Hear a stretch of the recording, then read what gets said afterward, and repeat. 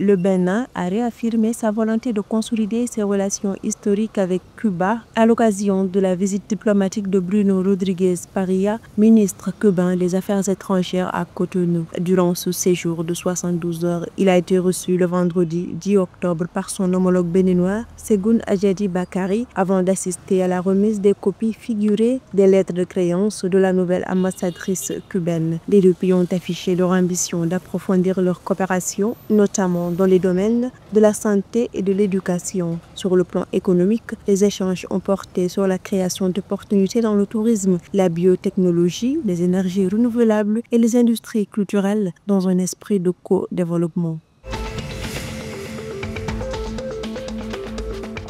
50 jeunes Togolais ont été certifiés le mardi 7 octobre 2025 à l'Institut national de formation agricole de Tové. Cette certification fait suite à 3 mois de formation en conduite et maintenance de tracteurs agricoles. L'objectif de cette initiative est de développer une main-d'œuvre qualifiée pour soutenir la mécanisation de l'agriculture via les centres régionaux de mécanisation agricole. La Banque mondiale met en garde contre l'augmentation du service de la dette extérieure en Gambie qui pourrait entraver la croissance économique malgré des perspectives globalement positives. Selon son dernier rapport, le poids de la dette devrait réduire la croissance du pays d'environ 1,2 points de PIB entre 2025 et 2028. En 2024, le service de la dette représentait déjà 6,5% du PIB, absorbant plus d'un tiers des dépenses publiques et limitant les investissements dans des secteurs essentiels comme la santé et l'éducation.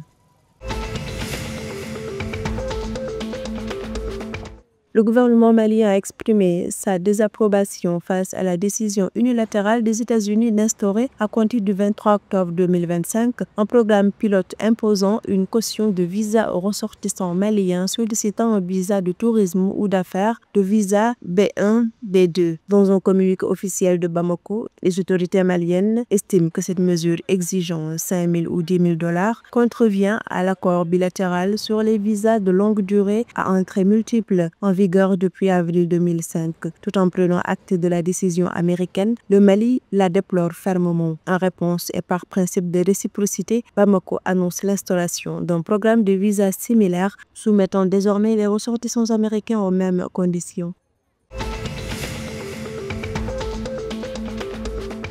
De retour à Dakar après leur victoire éclatante 5-0 contre le Soudan du Sud, les Lions de football du Sénégal ont effectué leur premier entraînement dimanche 12 octobre. Cette séance s'inscrit dans la préparation du match crucial de ce mardi 14 octobre face à la Mauritanie au stade Abdoulaye Wade. Pour la première fois depuis le début du rassemblement, le sélectionneur Pape Thiaw a pu compter sur l'ensemble de son effectif. En conférence de presse, Crépin Diatta et Chérif Ndiaye ont insisté sur la nécessité d'aborder cette rencontre avec sérieux et engagement.